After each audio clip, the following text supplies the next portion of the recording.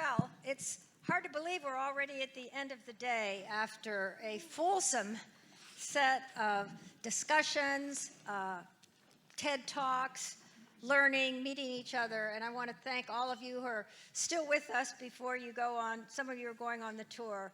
But I think we've had a fantastic day, really centered around how to expand this Indiana-Illinois corridor a major innovation ecosystem in our nation, but also globally. We've really seen, I think, radical collaboration in action here, and so many of the partnerships that our various panelists have elucidated really capture that. So much is underway. Our last colleague speaking from the University of Chicago, further illustrated that, and I think the rivalries that we always think between universities and national labs and companies is not operative here. So that's a competitive advantage, actually, that you have. We did some research at the council before this conversation, and I want to share with you just a few facts about that. And it's important data, and we have more depth on it if you all want it. But here are a few examples. The $4 billion Illinois Quantum and Microelectronics Park and the $450 million investment from the Department of Commerce to SK Hynix represent these really groundbreaking collaborations that are going to really sustain and enhance and take the next wave of innovation forward. But in Indiana, the biosciences industry experienced, this is very important, an 80.5% growth from 2022 to 2023, and Illinois saw an impressive 71.4% growth in the same period. So this part of the country is moving with jobs and investment, and that's also very, very important for growing this corridor. We talked a lot today, and it came out about the challenges of the venture capital, the access to capital from startup to scale up, but there is a growing venture capital network here. Since 2014, the VC landscape has outpaced the national growth rate. I don't know if you all knew that, but that's a nice factoid. Now, that doesn't mean, that it's still where you want it to be, but in terms of the growth rate, it's on the right trajectory. And since 2017, business filings have surged 70% in Indiana and nearly 100% in Illinois. And this signals also a new post-pandemic return to business activity in the region. And then finally, Indiana boasts the highest economic growth rate in the Great Lakes region, while Illinois contributes the largest economic output with GDP of $876 billion, making it the fifth largest economy in the nation last year. And I think somebody also mentioned that already today. But this is certainly, an economic powerhouse in terms of the current assets. So, to maintain this momentum and take it to the next level, this is what we've been talking about all day.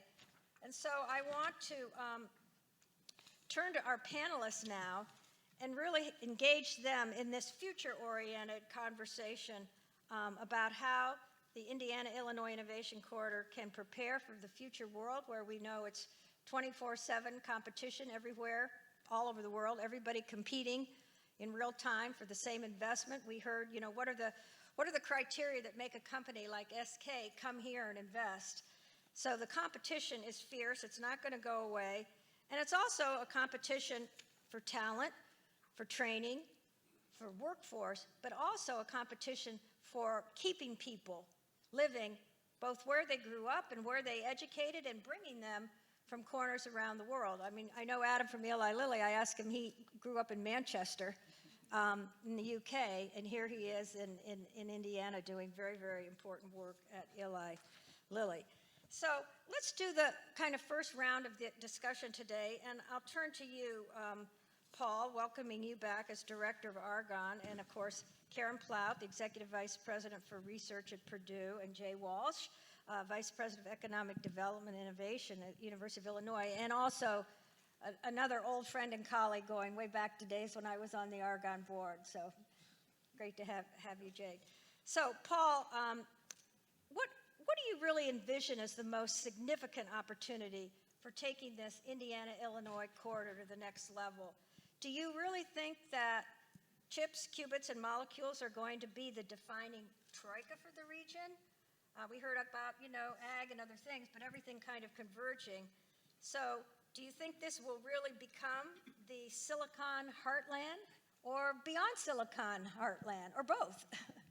I'm going to go with beyond silicon. I am. And also want to expand, if you will, the conversation a bit. I think I've been inspired and really thankful for the discussion today. It exceeded my expectations, and so I'm really pleased with the conversation we've had. It's lifted my vision for what's possible in terms of collaboration across Indiana and Illinois and perhaps the greater Midwest ecosystem. So really encouraging in that way. It's all about the people, and we have great people, certainly in this part of the country and across the U.S. I think really the strength of the university community here really gives us a great platform to build upon as well. And I really appreciate the conversations around qubits, chips, and molecules. I think that to a great extent does represent what the future looks like here in the Midwest, but I will also say that we have underlying strengths really in agriculture, in energy, and in transportation.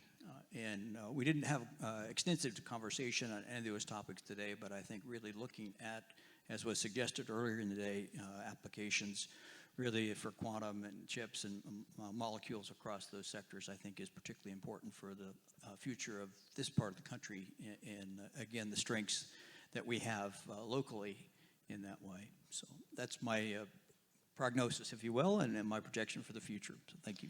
So, Paul, let me just follow up on that. I know at different stages, Argonne was really way ahead of not just other players in the U.S., but globally in fuel cells and a lot of things for the battery revolution. And a lot of that work's also being done in Tennessee. But could you just comment on that a little bit? Because sure. It's also dependent on all the things we've been talking about today. Yeah, it's still very exciting and very challenging field of research, very active field of discovery, I would say. I shared the story many times, and perhaps many in the audience have heard about, really we share IP with inventors at the laboratory, and one of my most fun days as laboratory director was to present royalty checks to 3 primary inventors for the nickel manganese cobalt cathode material, which today it's in about half of the electric vehicles on the road in the United States, and so those royalty checks were sizable. They were all 7 figures, and I got to present those to the 3 primary inventors at the laboratory of that technology. So fun day for them, fun day for me, but really research continues. We have a big investment currently by the Department of Energy really focused on further discovery science associated with energy storage. Just an announcement made this previous week about ESRA, a new follow-on to what was the JCSR, the Joint Center for Energy Storage Research, focused on next generation technology. And just prior to that announcement out of the Department of Energy about investment in a coalition led by Argonne, having participants from across the region really associated with sodium-ion batteries, perhaps the next generation in terms of that technology, so really exciting for that. I should have mentioned before, as well, that artificial intelligence is an area of big investment at Argonne and through the Department of Energy. We're part of the FAST, it's called, the Frontiers in AI for Science, Security, and Technology, really looking for, if you will, ways to speed the discovery, science, and the development of technologies through the use of AI. So perhaps I'll get to talk to that in a bit later. Yes, that would be great, because we haven't talked too much about AI. It's been kind of circling through the day, but it is a set of tools that are going to transform everything. And from the council's perspective, we're very excited because we've been talking about this for a number of years, and now some of the reports are coming out. It's going to be the productivity enabler, get us back on that path the way, the early digital revolution was, where we outpaced everybody in the world. So, Karen, let me kind of ask you the same question. And first, thank you for your leadership here. You have a big responsibility overseeing all the research and development across Purdue. So, it does keep me busy. Yes, it keeps you busy. So actually, Paul and I share a vision here, very much the same. I think when you think of chips, qubits, and molecules, I think of them as backbone technologies, as the things that are really going to help us move forward along with AI. But what will also set this region apart is how you use those technologies. So that is transportation. There's huge opportunities in advanced air mobility, in electric vehicles and other types of vehicles. Autonomous vehicles obviously are here, but there's many more applications as we move forward. In agriculture, digital agriculture, there are so many opportunities to move forward in that area to do much more precision agriculture, making sure things are given at the right time, right place, and right location, really important for the future. So I think when you think about what I love so much about the conversation today, it was about those backbone technologies that are going to move the world forward.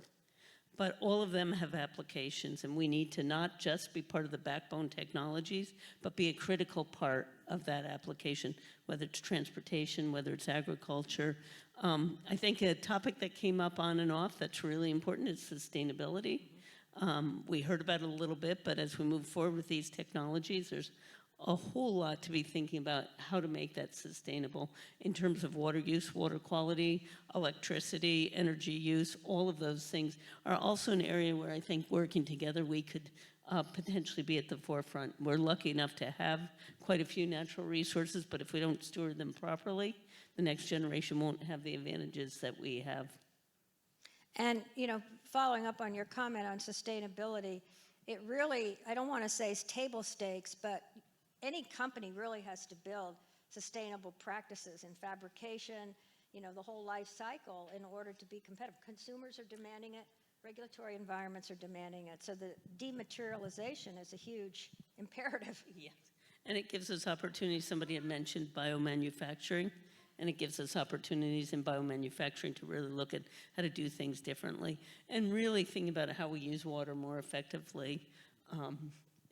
And that's going to take a lot of us working together to figure out how to solve some of those grand challenges. I feel like energy is on the forefront. A lot of people are thinking about energy and how to use that, especially with all the AI centers coming in place. But we got to really make major strides forward in order to meet those energy needs for the future and make sure that the machines that build these basic building blocks aren't going to take up all the energy we need to actually do the things that make us enjoy our lives. And how will we have the energy at scale that we need? Exactly. Maybe at some point, Silicon Valley and California will realize they don't have the water you have here. They're water starved. That is part of the problem out there for long term. There's many areas of the country, and whether you're talking about agriculture or Silicon Valley, water is a big area of concern for the future. There's no doubt about it. Looking at both recycling, ways to recycle, ways to use less, all important as we move forward. So Jay, you've really been in the greater Chicago, Illinois innovation ecosystem for some years in your different positions at Northwestern and University of Illinois, the system, and it's been a great pleasure to, as I said, to work with you over the years. So what are your thoughts about the opportunity future here from what we've been discussing today? Yeah, so thank you. I have been around for a year or two here. So a couple things I would say. First of all, I'm going to repeat a little bit in the sense that I think the key thing here is the intersectionality of chips, qubits, and molecules with a number of other areas, okay? The logistics supply chain, the manufacturing, the agriculture, the health. We haven't talked about insurance, although we did talk about risk mitigation a little bit, and we have talked about energy. So that's been talked about by a number of folks. A little bit my view of this is that if we don't solve the energy problem, producing enough of it and getting it where we want it, all of this is going to be really difficult to do. So I see the primary opportunity here is for us to build on that. We have water, okay? I mean, originally Chicago was put where it is because it was where the river met the lake. If you're from the Midwest, you know it's the. It still is the case that water is great not only to drink and use in manufacturing, but for transportation. But, a key, an absolute key here is to build our energy infrastructure. Some of that will be done with, using AI and using the computing power that we have, whether it's the existing computing power that, Paul brings from Argonne, or whether it's the new computing power we're going to build on the lakefront. But very frankly, we have to build more energy sources, or we're going to have real trouble fulfilling any of the mission that we have in front of us right now. Let's talk about energy a minute.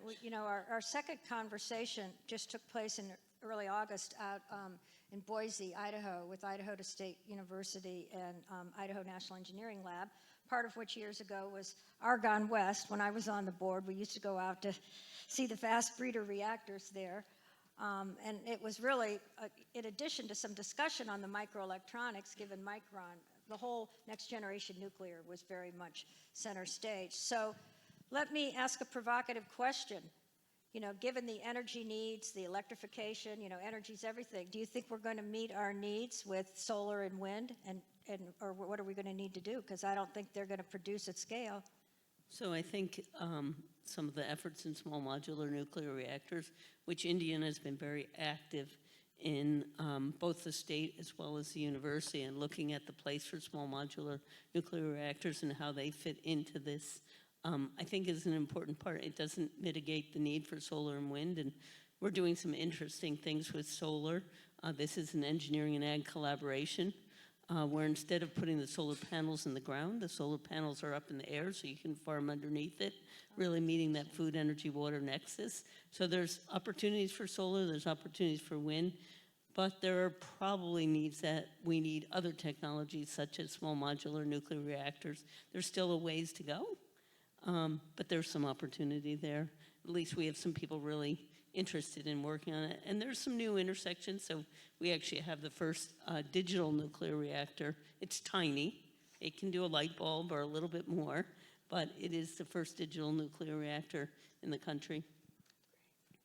Paul, that's really your mission, energy at Argonne. It is. And certainly, many of you know Argonne was originally founded to develop the peaceful use of nuclear power. And so a strong tradition here, as Deborah has suggested, it really continues to be an area of great interest and study at the laboratory. We're privileged to be a part of the Advanced Reactor Demonstration Project funded by the Department of Energy with two reactors really well along in terms of their design and development, and construction's begun on at least one of those with TerraPower, a reactor called Natrium, which is really based upon sodium fast reactor technology that was developed at Argonne.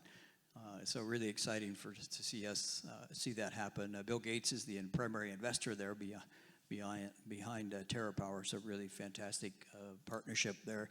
We're helping them in terms of the design of the reactor core, helping them prepare the license application, doing some critical testing for them on certain components of the reactor, and so pleased to be a part of that. They're currently, stepping back from that a bit, there are currently 3 small modular reactors under construction in North America, one in Canada and Ontario, the one in Wyoming, which I just described, the Natrium reactor, and then a third one at Oak Ridge National Laboratory, where Kairos has just broken ground on a reactor, their advanced reactor. So 3 under development. We'll see. We've got a ways to go. I think we're probably 5 years or so from when they actually go operational. Any one of those 3 could be first in terms of when that occurs, but really exciting development. There's broader interest as well internationally. I was in Romania recently. Strong interest there as well. They're betting on Westinghouse's technology in terms of wanting to be first in the world. And so we'll see how it all plays out, but really exciting developments in terms of what's occurring in nuclear energy, nuclear power of the future.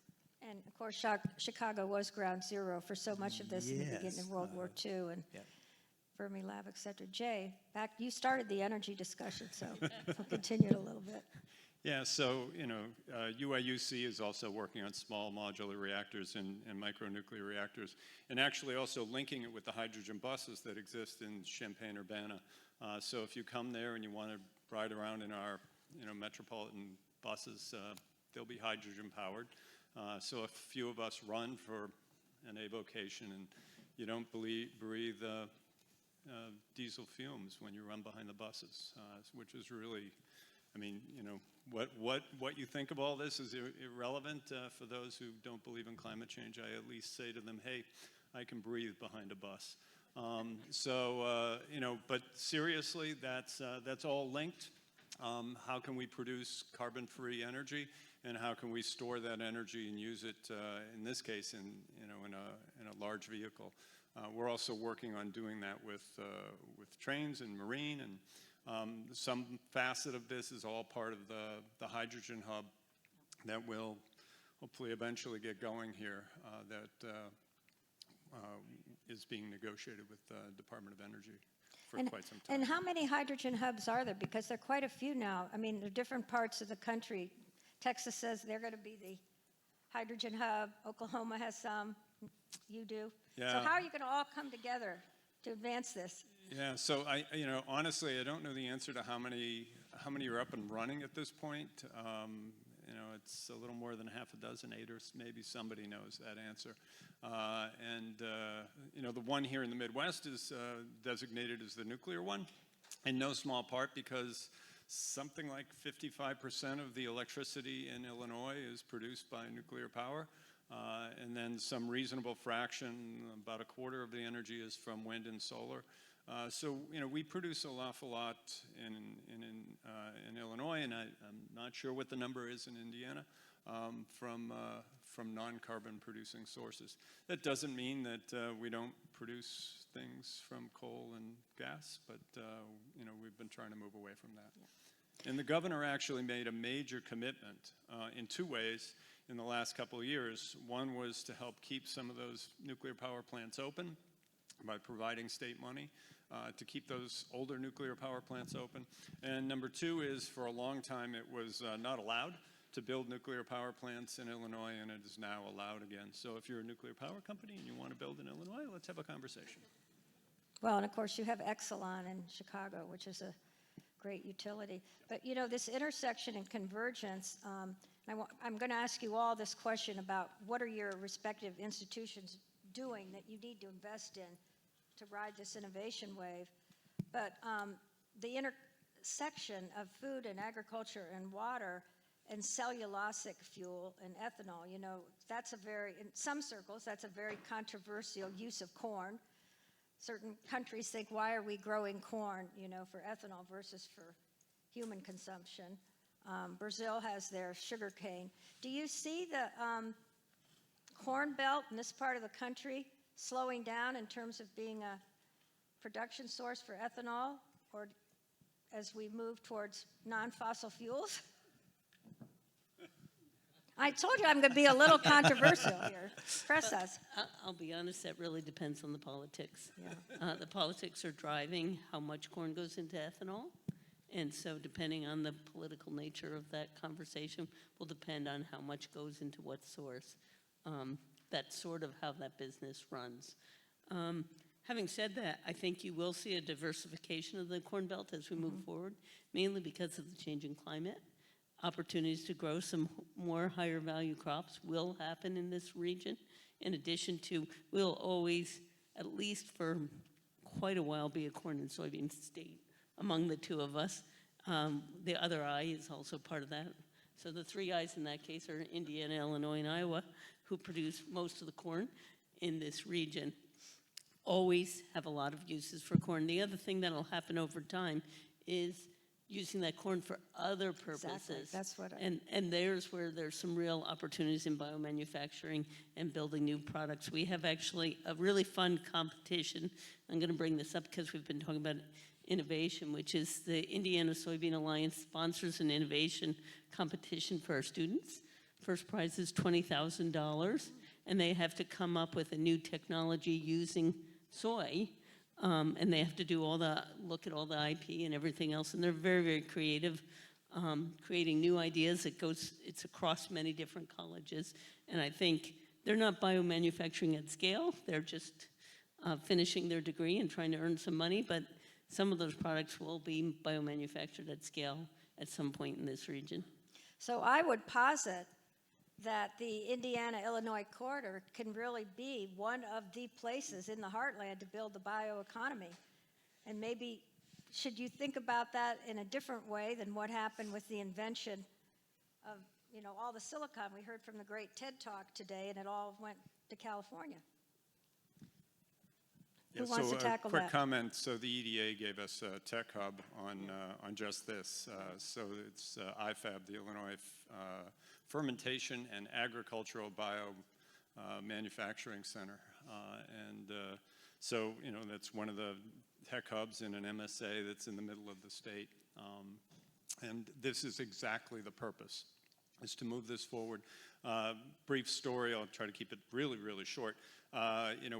We went to the state about 7 or 8 years ago, got money to build a building, built it in 2019, great time to build a new building. Within 18 months, 2 things happened. The building was filled with collaborators from across the biomanufacturing business, so this was all a biomanufacturing play, so that there were startup companies, there were big companies in there working on fermentation. And number 2 is the grant money that came in those first 18 months was greater than the total amount of money that was put in by the state. Wow. So it kind of worked. Great.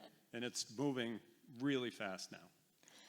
So if we turn to some of the short-term and then even longer-term challenges to realize this future that's underway at scale and all the ancillary benefits that are going to come from this conversion, what would any of you want to tackle this issue of what do you see as the innovation hostile policies versus innovation friendly policies that are important when you're working with the government at the state level and the national level?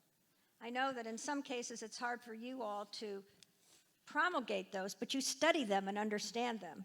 So does anybody want to I'll focus jump in on on that? this one since Karen took the last one for the team. Thank you very much, by the way. Yeah, I think a number of things I would mention, and one is really having the policies in place that really encourage that robust pipeline of skilled workers really to develop the technologies in the areas that we've talked about today, and how to really attract and retain really the folks not only from the region but also from across the country that really can grow in this space. And so I think that's critically important. What's essential to do that, I think, is really some confidence, the funding to really develop the technologies and pursue their commercialization will be present. It's not a short-term need, but it's a longer-term need that needs to be really considered. Chips plus science is great, but we need to look beyond that already in terms of how to keep the pipeline really robust in terms of the needed funding and the like. I think another key thing is really around, we've had great conversation today, I think, in each of the panels about the startup culture here in the Midwest, in Indiana and Illinois, and I think really we need to continue to look for ways to nurture that culture here and really make the region a very attractive place for companies to locate. Otherwise, they'll be tempted by other communities to relocate. And so those are a couple areas that I put into discussion early on. That long-term robust funding and not really, as we would say, atomize, I can't say that word today, but really kind of small opportunities, but really larger, longer-term opportunities is what's really needed to create the ecosystem that we've talked about. Well, we know that the funding for science component of Chips Plus Science has not been realized, and massive amount of money through the Inflation Reduction Act and overall CHIPS. With other issues in the budget, we may not see that kind of money coming from the federal government again for a long time. So that gets to this core issue. Are these engines, are the hubs how are we going to sustain them once the federal funding, which is meant to catalyze, may not be coming in as plentiful as it is now? And that's a tough one. Yeah, so you're all looking down at me. That's nice. Thank you very much. And I don't know if anybody will look down at. So a couple things I would say. First of all, you're not going to get it going unless you seed it. So once you seed it,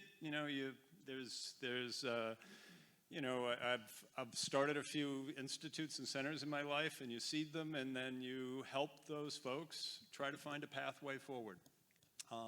So all of us in leadership positions should be looking at all of the things that we're seeding, whether it's from the federal government, the state government, or from internal funds, and trying to help those folks figure out a path to sustainability, and I mean financial sustainability in this case. That's the first thing I would say.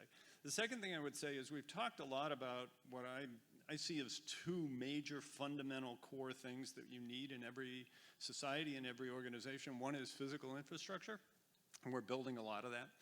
One of the things we haven't talked about is how much money and effort the country is putting into building out broadband fiber across this nation. It is just phenomenal, the impact, the effort that's going in and the impact that we'll have. So that's just one example of infrastructure. The other is workforce. And everybody, every panel has talked about workforce, and we've talked about the challenges that exist as we take 5-year-olds who love everything and produce 25-year-olds who are, maybe they don't like STEM so much. I think we do have to take a step back and ask ourselves how we can actually make that change. And very candidly, very few people, maybe all of you, but certainly maybe not me, have dug in deep on this issue because it is, frankly, it's our supply chain. You know, every company worries about supply chain, and we don't worry about K-12 too much, except if it's in our own backyard, and then we worry about K-12. But I think we do have to have a deeper conversation about K-12. I think there are ways to go forward. So one of the things the University of Illinois does is we go on a state tour every year. We visit all sorts of places. We visit companies, we visit labs, we visit high schools. Last week we were in a high school, and every student in that high school has some sort of computer, a notebook of some sort. Big surprise, they break. So one of the things that the school district here did is recognize this is a learning opportunity. So they have about 10% of their students work in the lab, in the center, where the students bring their laptops that have been broken, okay? And you can imagine the variety of ways that a teenager can break things, okay? And we're not talking software breaks, we're talking drop screens. And so these students have learned how to, fix screens, fix keyboards, fix mouses, the whole range of stuff. And they love tech. So a lot of these students didn't love tech when they started. So I was in that lab talking to them, and suddenly, were you planning on, doing a computer career? And they're like, no, I hated computers. But why are you in here? Because I like fixing things. So I think we have to be inventive, and that was clearly what this superintendent was he had a problem, he had all these broken things, and he had another problem, and that is students weren't interested in technology.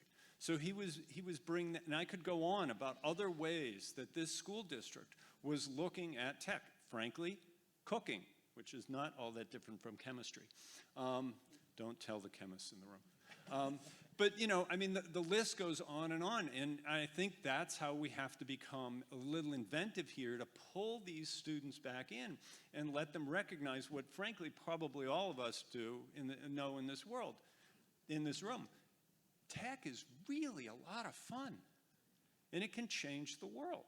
So, and then the last thing I would say is staple a green card to every PhD, okay? Come on. We've been talking about this forever. Can't we just get this done? So back to policies. We train them. We provide all this education. You and I are all paying for it. Let them stay.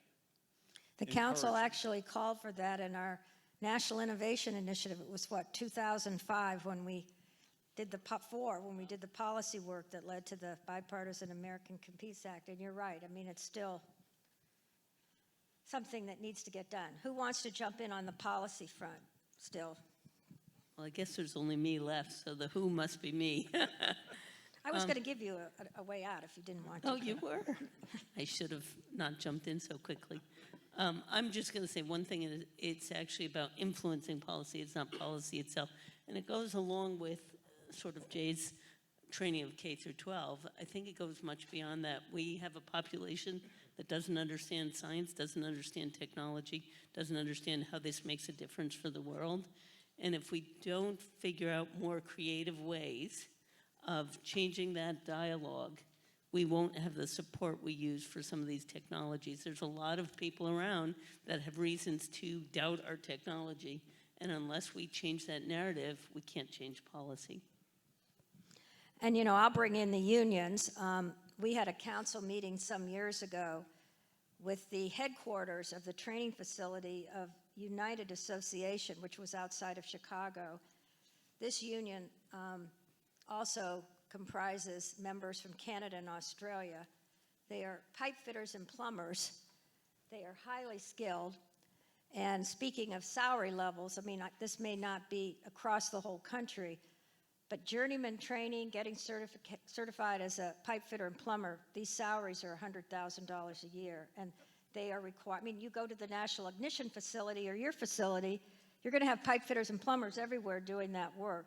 So again, and all these things now are being so heavily driven by the digital technologies that we have to have that fusion through our workforce training. And do you think that Indiana and Illinois and the corridor are doing a good job on the workforce boards? You know, there's a lot of money that comes in from the federal government to the workforce boards to train for the jobs of the future. Is anybody engaged with them at all? You should be, because they're economic development connection. So the answer to that is absolutely. Okay.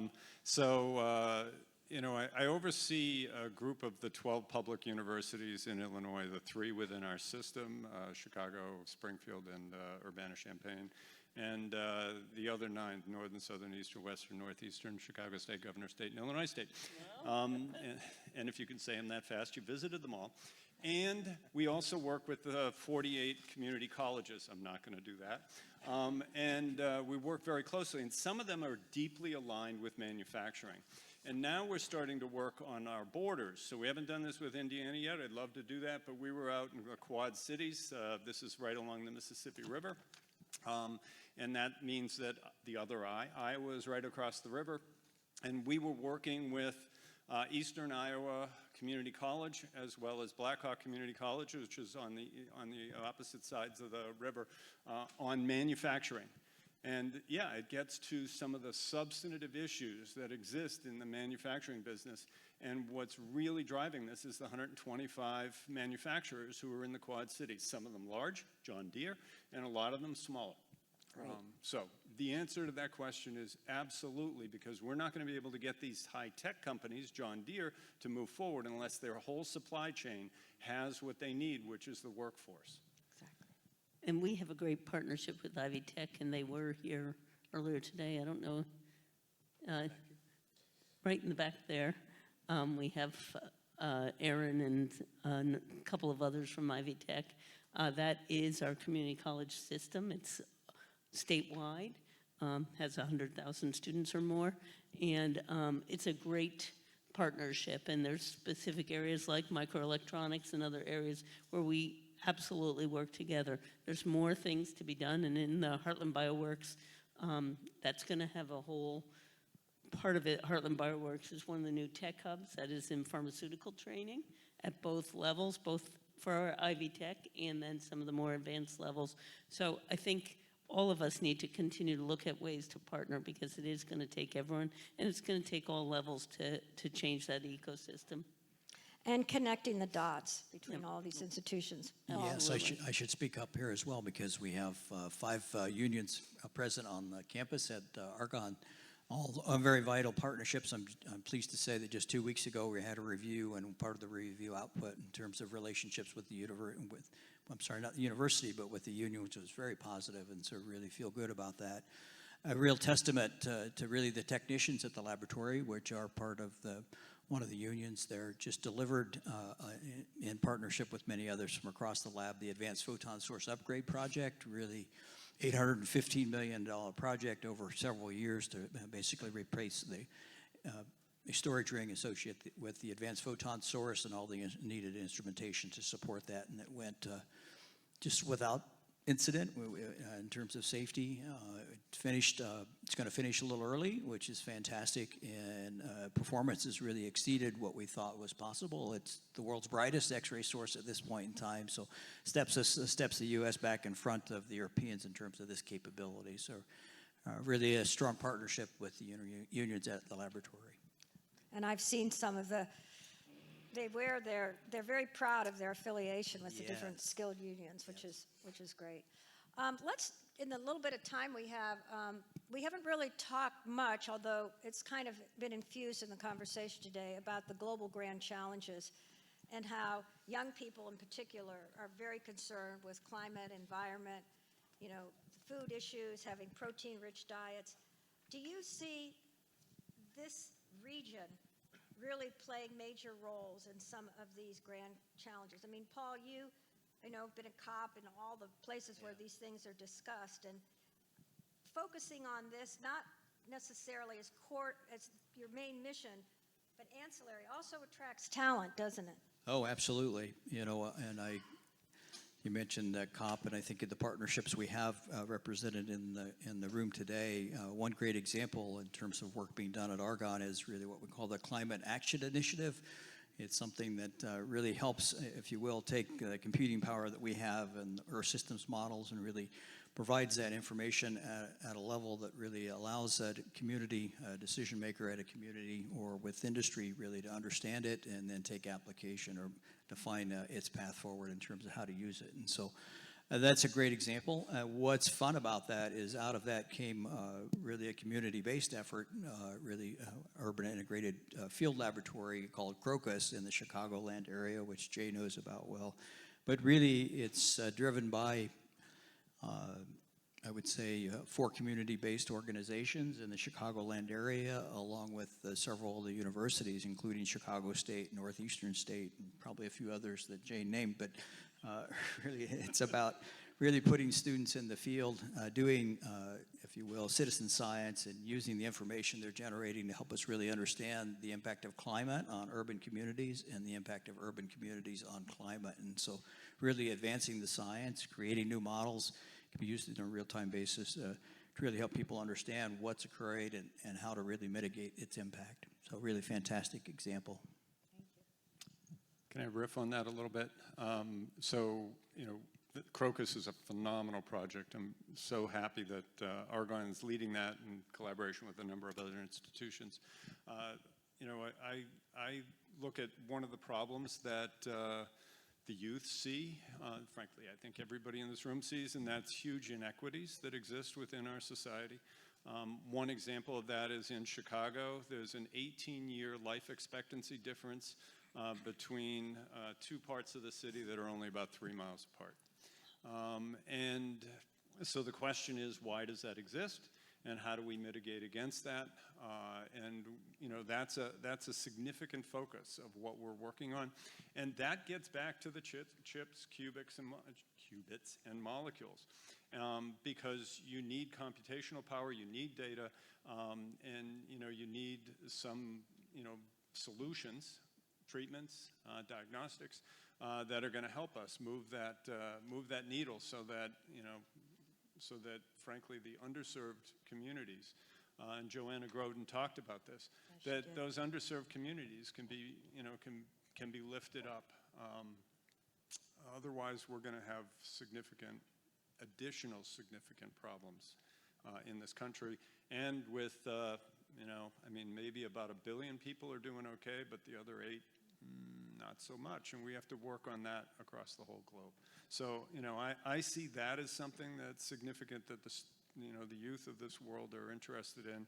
And I see that linking with, as you mentioned, the foundational components that are the focus of well, this. with the tremendous medical expertise that you have in Chicagoland and including in Indiana, I mean, you really have a living laboratory to do this. So that would be something that's a big horizon issue that we want to see how you do. Come back in a few years. Yeah, and I would just say one quick thing. It's not just urban, which I just spoke about. The rural regions of this country also are significantly underserved in many ways. On our state tour, we run into this quite regularly, and I suspect the same thing exists in Indiana. Yeah, that is true in Indiana. 82% of the state is still in agricultural land, so we will be part of the solution as you move forward when you talk about feeding people. But I think when you look at chips, qubits, and molecules, we talked about molecules in relation to human health. We did not talk about it in relation to what it can do for plants and animals. And let's use plants in particular because Inari is just up the road, the newest gene editing company that is editing many, many of the crops we use today that gives you climate resilience, better productivity, and many of the factors that we're looking at for the future. So I think the future looks bright. Those kinds of things will attract people because globally we know that around the world feeding the world is one of the fundamental challenges. And this region will continue to be one of those areas that really provides part of that need for the future. It doesn't mitigate everything. We still have to work on the challenges and use data science and other mechanisms to look at rural-urban divides and what we can do differently. How does the environment impact life and health? And look at all those challenges. But they're massive, but I think between Indiana and Illinois, we're up to meeting some of the challenges ahead. Well, we're going to be back to you all, and anyone who's here that would like to contribute, we'd love your feedback. But is there anything that came out today, just as we conclude, that you think is very special to this Indiana-Illinois Innovation Corridor that we, the U.S. Council on Competitiveness, can take back as we pull together best practices and understanding for kind of a new menu for placemaking innovation in the years to come? Because that's one of our goals. Chad Evans always calls this the ingredients of innovation across the country. And so we need a few ingredients to come from this part of the country that we're going to put in our menu for the future. To me, the ingredient is actually that we work together so well. I think both states really value what each other does. We each have strengths, and there are times we compete, but I think you had said at the beginning, it's so funny, so many places we go, everybody competes with each other. Our strength in this region is our ability to work together. You know, we have so many agreements across the 3 universities. That's what's going to strengthen you for the future. That's what adds to innovation, because you can take people across all different disciplines and come up with new ideas and new concepts for the future. So to me, that would be the one thing that I would take away from this. I would lean back in on something that was mentioned earlier in the day and Jay just brought back up, and that's really health disparities across the region, and really in the context of developing, having a common interest and developing a common vision in terms of really tackling that question, and really to kind of speak to how you move forward, right, is really having, again, a common interest and developing a common vision, a roadmap to attack a problem like that. And so I think that's really significant and important. So that would be my suggestion, borrowing an idea from Jay in terms of health disparities. I agree totally with both of you. And the only other thing I would add is we're not afraid to bring up the challenges. We just did that here that exist in this region. The world is rosy, not all the time, but those are huge opportunities. And that's what we look at as the opportunities that exist in front of our face. And we work together to try to find solutions to those challenges/opportunities. Thank you. Well, I want to mention as we conclude that on December 3rd in Washington, the Council on Competitiveness will be releasing our second major policy agenda to the new administration in Congress, whoever becomes our presidential leader, as well as members of Congress. So what we've learned here today is very, very important. Many of our ideas are still percolating. I had a little interesting discussion with the director of NIST before she left about some big concerns on our buy-dole policies and a lot of the things that enable or hinder innovation. So we're going to be really laser focused on that. I want to thank, of course, President Chang. I want to thank you, Paul. I want to thank President Killeen and Chancellor Jones, and you, of course, Karen, for your leadership and your team. It's been great. Chad Evans, the council. I know we still have a little bit more of exciting discussions tonight with Vanessa Chen, who's the Chief Commercialization Officer, Department of Energy, our dinner speaker. But some of you are going to, I think, the Nano facility now?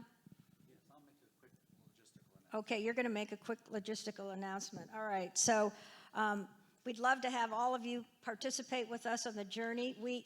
As I mentioned this morning, we have a surfeit of riches. We already have 2025 already committed with competitiveness conversations, but I think President Marie-Joseph Griffiths here. We're going to come and do the Dakotas and Montana, and that rural-urban divide will be a big theme as well. So Chad kind of forced me to do a little homework while we were sitting here because he knows I love alliteration. So he sent me a note saying, you know, some of the words that kept coming out during the day we had the letter P, we had the letter C, we had the letter E, and the letter S. So he was challenging me to come up with something with those letters. So here's my call to action based on our conversation that we all need to do for placemaking innovation in the Indiana-Illinois corridor. 1, pioneering and powering the potential and promise, catalyzing convergence, combinations, and curated co-creation, connecting and collaborating, providing proving grounds, parks, pilots, and prototypes, scaling from startups to sustainable enterprises, securing content and security to convey competitive advantage, and very importantly, empowering people, purpose, and partnerships, protecting our planet and producing our productivity and prosperity. So, thank you all very, very much, and we'll see you, I hope, for dinner tonight.